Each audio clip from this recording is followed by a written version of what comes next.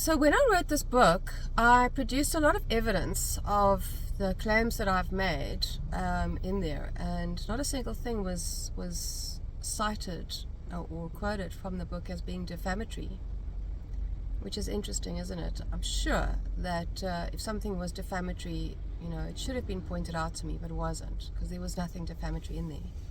One of the applicants loves to take people on for defamation. And this case was not about defamation. It was an interdict to silence me and to shut my book down, to ban my book. My book, called Bullied in South Africa, has been banned. Even though I've produced all the evidence that what I say has been done to me and has been happening to me and continues to this day, has been backed with evidence. It seems like the institutions think it's okay for me to have gone through the abuse that I've gone through.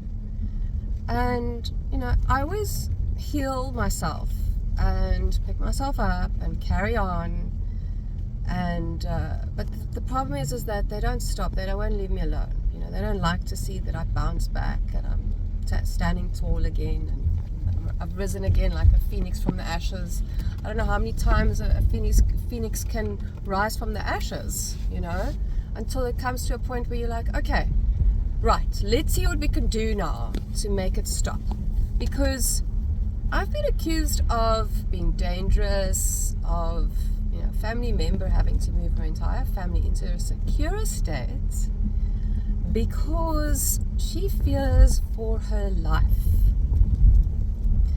And this is the type of bullshit that I have had spreading around about me. I'm like, I've actually really had enough now. It's got to stop. But I look at President Trump, for instance, and I see how he's been defamed all these years, and how many people have bought into the lies that have been created about him.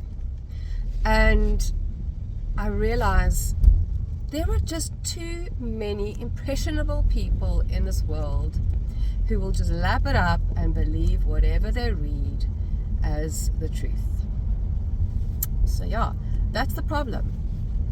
We're dealing with a majority that can't actually think for themselves critically. That's why they all get lined up for COVID vaccines. And then when they have family members that die after getting the vaccine, they go, oh, but they caught COVID after the vaccine. It was too late, the vaccine. Not thinking that maybe it was the vaccine that killed them. So this is the world that we live in, right? Very impressionable, will believe whatever they're told, and can't think for themselves, can't think critically. So I'm in a situation where I've had people create false narratives about me because there's nothing really that they've got on me. I haven't engaged in sinful things like sexual indecency, like what happened before the smear campaign was launched against me. There were some videos circulated of an acquaintance of one of the applicants. I mean, make no mistake, this applicant has a lot of shame, right? Because of the things that she's gone through in her life. She's living with a lot of shame. And what do people do when they live with a lot of shame? They're hurting and they really need healing so badly, but they're not getting the help that they need. They're not getting anywhere with healing because the people in their life, their family members, whatever, are not doing what they should be doing, and making sure that they get the help that they need. And so what happens is this person is allowed to run around freely in society and cause severe harm to numerous people. And this is a reality. It's not just me. I mean, circulating videos, sexually orientated videos of someone shortly after they got married while they're on honeymoon is vicious, okay?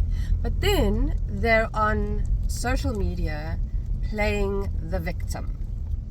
and saying that they are the victim of being cyberbullied and cyber stalked, or no, I don't think they've ever used the stalking thing, but that their accounts have been hacked, that they get spammed with messages. I mean, maybe it's true, maybe people did contact them. It certainly wasn't me, but I got the credit for it. Oh yeah, I certainly got the credit for that. I mean, basically what happened was I had a protection order. It was violated when a smear campaign was launched against me on Christmas Eve day of 2023.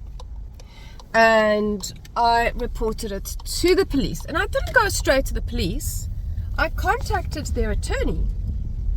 And I've got the evidence of it. It's in my book. Contacted her attorney and said, please can you ask your client to stop what she's doing and to remove those posts and to leave me alone. And I was ignored. So yeah, then she was on the run because she doesn't have a place to live. She was staying at some Airbnb address, and she was located and asked to come in. And you know, the narrative was that she was beaten up and whatever. I mean, I had taken footage of her arrest.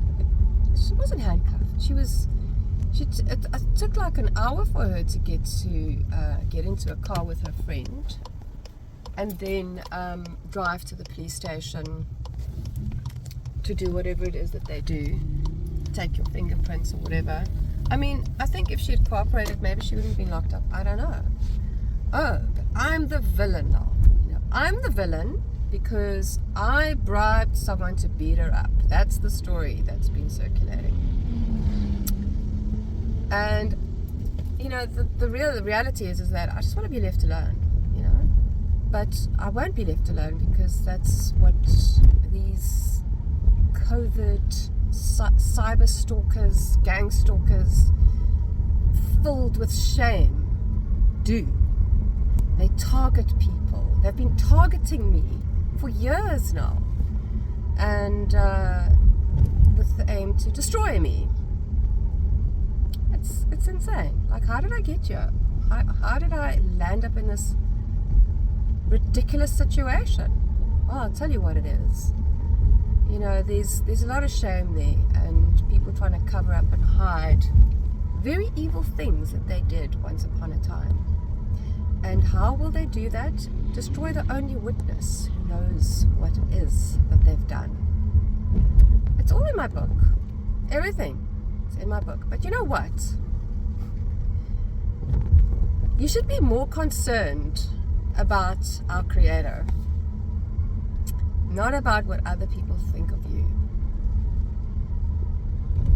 You know, I've definitely been on the receiving end of plenty of abuse because of what people think of me, because of the negative narratives that have been created about me. But ultimately, I know I've been walking that straight and narrow road that leads to heaven. When I go one day, I really hope and pray I go there one day, because I sure as hell do not want to end up in hell. No ways. And I think these people who do these evil things should really stop to think about it. And you know what? Go to YouTube and do a search on near-death experiences. And watch the near-death experiences of people that have gone to hell and were lucky enough to come back. Seriously, do that and change your ways.